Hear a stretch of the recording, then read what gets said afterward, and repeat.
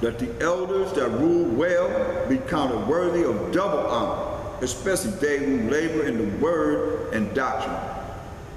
See, the elders that's laboring in this word and doctrine of truth supposed to get double honor.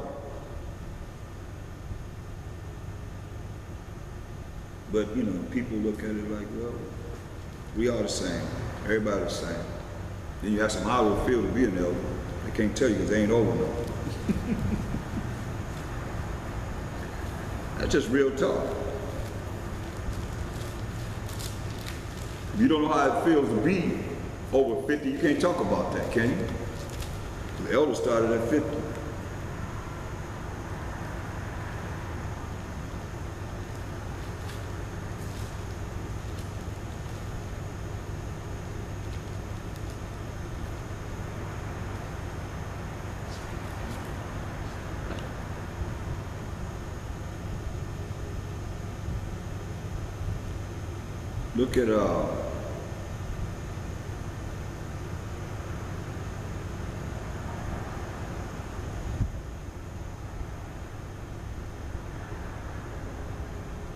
Look at Philippians 2. I'm going to start at verse 25. It says, "Yet I supposed it necessary to send to you Epaphroditus, my brother and companion in labor in this truth, and fellow soldier, for your messenger, and he that ministered to my wants," gave the things that he needed. "For he longed after you all, and was full of heaviness, because that ye had heard that he had been sick." He was sick. "For indeed he was sick, nigh unto death," sick almost to death. "But the Most High had mercy on him, and not on him only, but on me also, lest I should have sorrow upon sorrows." So he'd be sad also. "I send him therefore the more carefully, that when he see him again, ye may rejoice, and that I may be the less sorrowful. Receive him therefore in Shema Mashiach Yahushua with all gladness, and hold such in reputation, because for the work of Mashiach Yahushua he was nigh unto death. Because for the work of Mashiach Yahushua he was nigh unto death. He was near unto death, not regarding his life, to supply your lack of service toward me." Hear that? In that work, man. That's why he's supposed to get double honor. He was almost to death, still doing the work. That's worthy to be praised. See, look at this. Daniel's, I think, 4 and 17. Look at this. "This matter is by the decree of the watchers, and the demand of the word of the holy ones, to the intent that the living, and we living, may know that the Most High ruleth in the kingdom of men, and giveth it to whomsoever he will, and setteth up over it the bases of men." And that's where we at. The Most High have set up over this earth the bases of men. You look at Caucasian, it says Caucasian, other pertaining to the Caucasus Mountain range. That's between the Black Sea and the Caspian Sea in South Georgia, Russia. It says, this is the Webster's Unabridged Encyclopedic Dictionary. Caucasian. A white person. It says Caucasoid. Caucasoid says a subspecies of mankind. Most I said he set up over it the basis of men. See? Most High ruleth in the kingdom of men, and set up over it the basis of men, below all mankind. That's what Webster says. They are subspecies of mankind. That's the basis of men. That's what we set up over.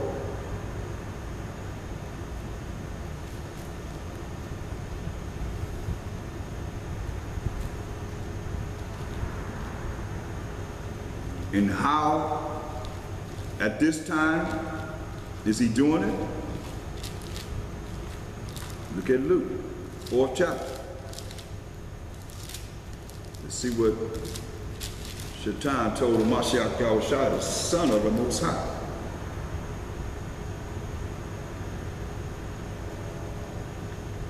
Luke 4 and 5. And the devil, taking him up into a high mountain, showed unto him all the kingdoms of the world at a moment of time. Showed him all the kingdoms of the world at a moment of time. This after he done fasted for 40 days and 40 nights. And the devil said unto him, all this power will I give thee, and the glory of them, for that is delivered unto me, and to whomsoever I will, I give it. See? Remember the Most High said, whomsoever he will, he'll give it. Here comes Satan said, whomsoever I will, I give it. The condition, though, if thou therefore will worship me, all shall be thine. So what do you think these people are doing? That's ruling in this kingdom. They worship Satan, no matter how it looks to you. Do you believe in this word? He just said it. Most High, he said he ruled in the kingdom of heaven and set up over it the basis of men. He just gave it to the basis of man, of Satan. He said, Satan told him, I'll give you all the glory of these kingdoms, and you bow down and worship me. So that's what people are doing. They bowing down worshiping Satan. See, all shall be thine. Mashiach answered him and said unto him, get thee behind me, Satan, for it is written, thou shalt worship the Most High thy power, and him only shalt thou serve. See? There it is.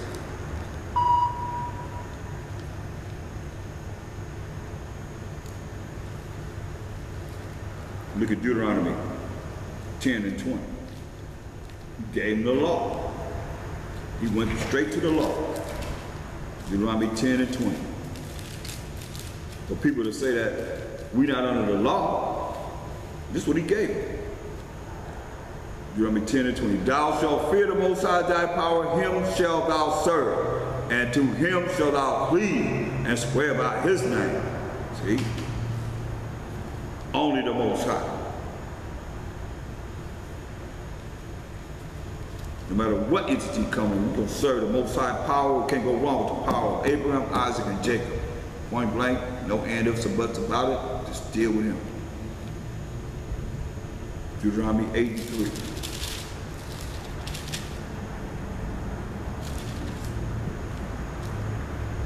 And he humbled thee, and suffered thee to hunger, and fed thee with manna, which thou knewest not, neither did thy fathers know, that he might make thee know that man does not live by bread alone, but by every word that proceedeth out of the mouth of the Most High does man live. And that's what you're seeing when Satan was telling Mashiach Yahushua to make the stone turn into bread. That's what he used against him. And that's the same thing we can use. For anybody say that you're not under the law, read that to them.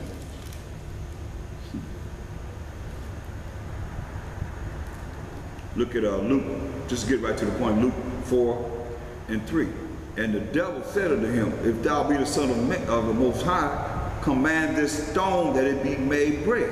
And Mashiach answered him, saying, it is written, where in the law we just read, that man shall not live by bread alone, but by every word of the Most High. So you can't go wrong with this. I mean, this is a way to show clearly that the law has not been done away with, because he said it is written. If he say, have you not heard? Where are you hearing it at? Where is it written at? In the law, in the Old Testament. That's what he gave him. We just went to Deuteronomy 8 and 3. For it is written that man shall not live by bread alone, but by every word of the Most High. So, take it or leave it. That's what he's dealing with. See, we got to come out of the mindset of this world to be able to even to deal with what it is that the Most High wants us to follow, and following him.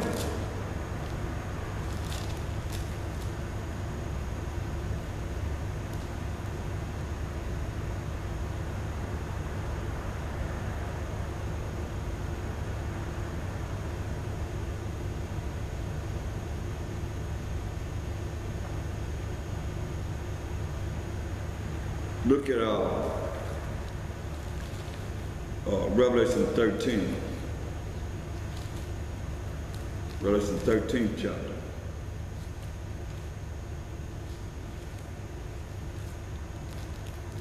Look at verse 1. And I stood upon the sand of the sea and saw a beast rise up out of the sea. And this beast is the Edomite nation, so-called white people.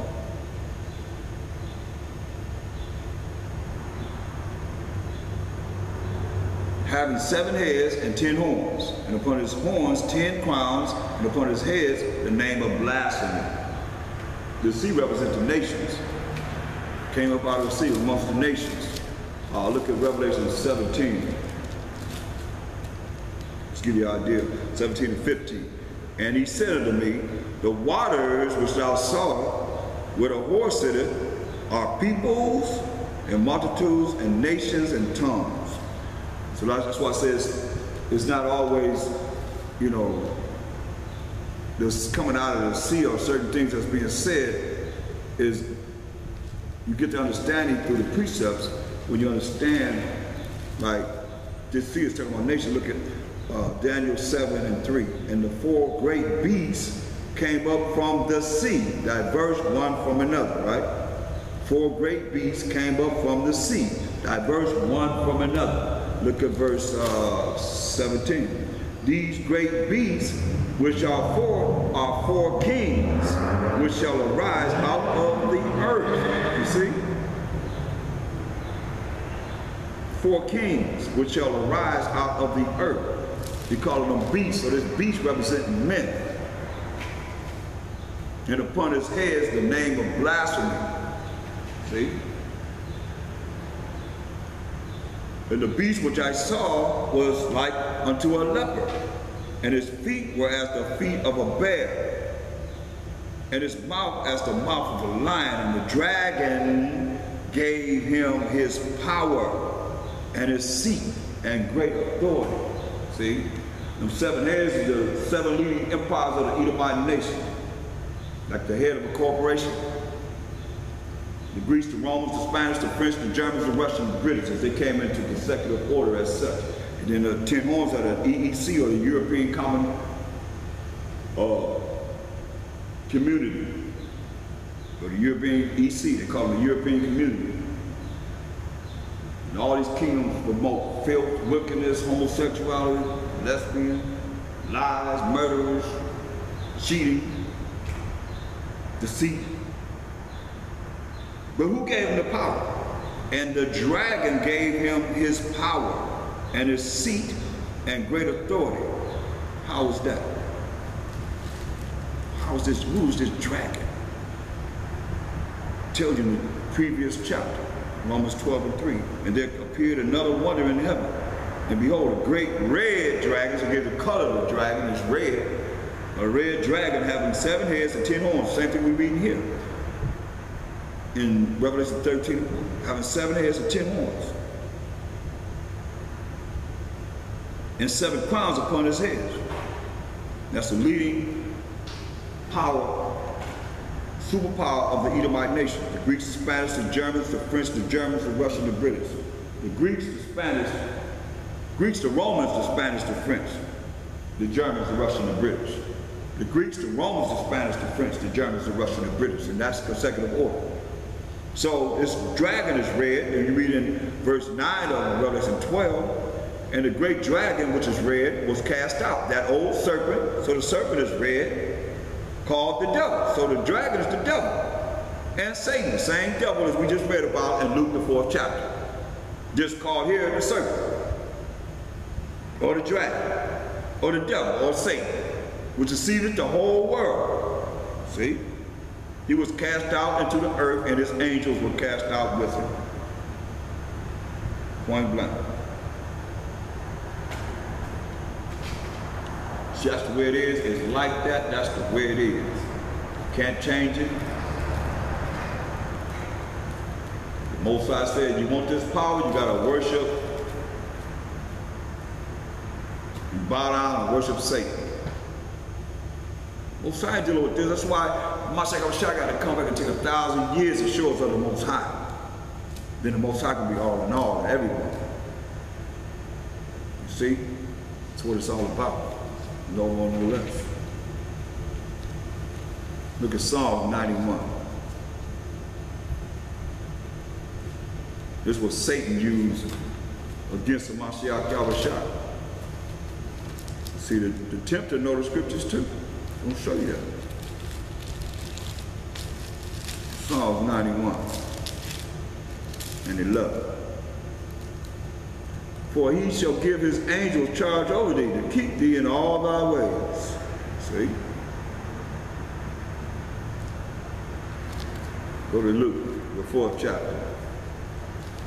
Satan trying to be slick.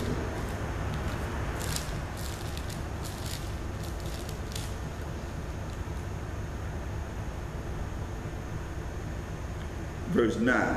And he brought him to Jerusalem and set him on a pinnacle of the temple and said unto him, If thou be the Son of the Most High, cast thyself down from thence. For it is written, here goes Satan, for it is written, he shall give his angels charge over thee to keep thee. And in their hands they shall bear thee up, lest at any time thou dash thy foot against a stone. So, what is he quoting? Psalm 91:11. For he shall give his angels charge over thee to keep thee in all thy ways. They shall bear thee up in their hands, lest thou dash thy foot against a stone. So that's why it's important that, very important that we understand these scriptures and who it is that you're going to give your life to follow. It's very, very important because of the matter. 2 Corinthians 11 and 14. Well, I'll start at verse 13, because for such are false apostles, deceitful workers, transforming themselves into the apostles of the Mashiach Yahushua. I'm going to read to you again. For such are false apostles, deceitful workers, transforming themselves into the apostles of the Mashiach Yahushua. So it don't matter because you know scriptures. Satan just quoted the scriptures. It is written to a Mashiach Yahushua, the Son of the Most High, on the right-hand side. You just see the right hand go against the left hand. The left hand go against the right hand. The right hand correct every time with the law of the Most High. It said, for such are false apostles, deceitful workers, transforming themselves into the apostles of Mashiach. And no marvel, for Satan himself is transformed into an angel of light. See that? Therefore, it is no great thing if his ministers, so Satan have ministers, also be transformed as the ministers of righteousness, whose end shall be according to their works. So it's very important to know who you listen to, who you're going to set over you. So as you see, you know the scriptures. And if he transform himself into an angel of light, Proverbs 6:23. For the commandment is a lamp, and the law is light, and reproofs of instruction are the way of life. So he fooling people thinking that he's telling them the right way by telling them the law also. And not only that, if you look at John, the 1st chapter, and the 4th verse, can't deny this. Remember, he'll transform himself into an angel of light. It says, St. John 1 and 4, in him was light, and the light was the light of men. Remember, Satan transformed himself to an angel of light, and the light shined in darkness, and the darkness comprehended not. So there was a man sent from the Most High, whose name was John. The same came for a witness, to bear witness of the light, that all men through him might believe. He was not that light. John